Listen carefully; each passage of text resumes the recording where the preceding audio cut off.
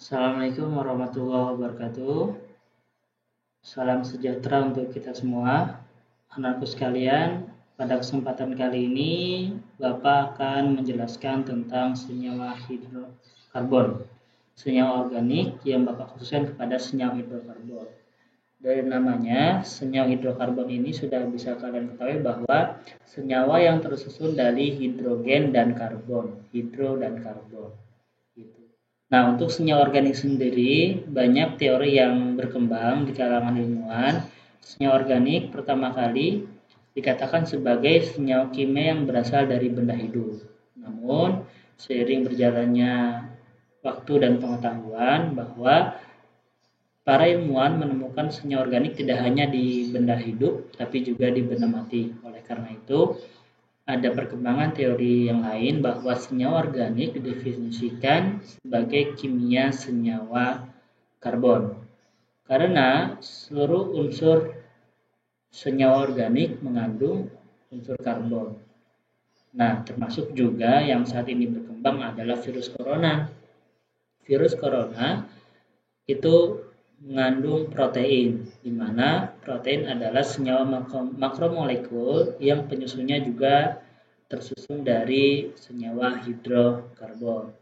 Oleh karena itu, mempelajari senyawa hidrokarbon ini sangat besar sekali manfaatnya bagi kita. Gitu.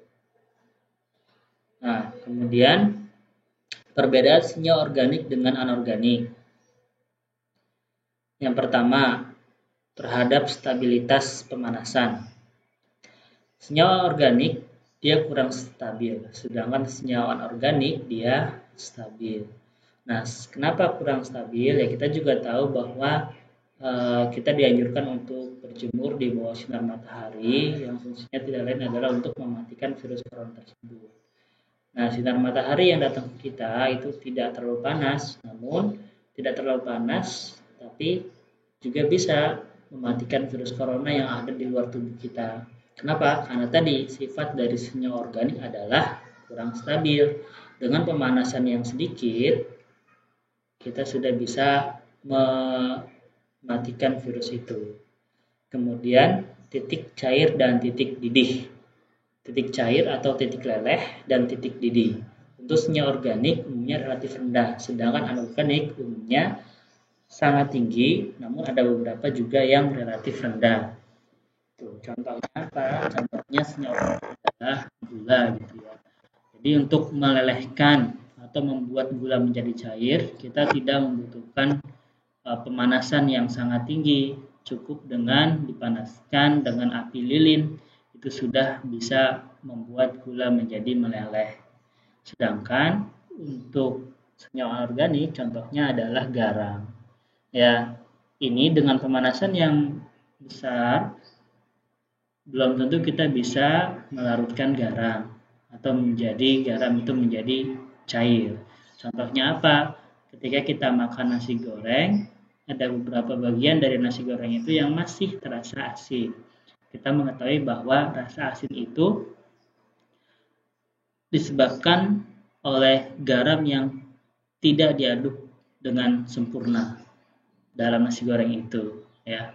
Bayangkan nasi goreng dibuat dengan api kompor gas saja, garamnya belum melarut atau meleleh dengan sempurna.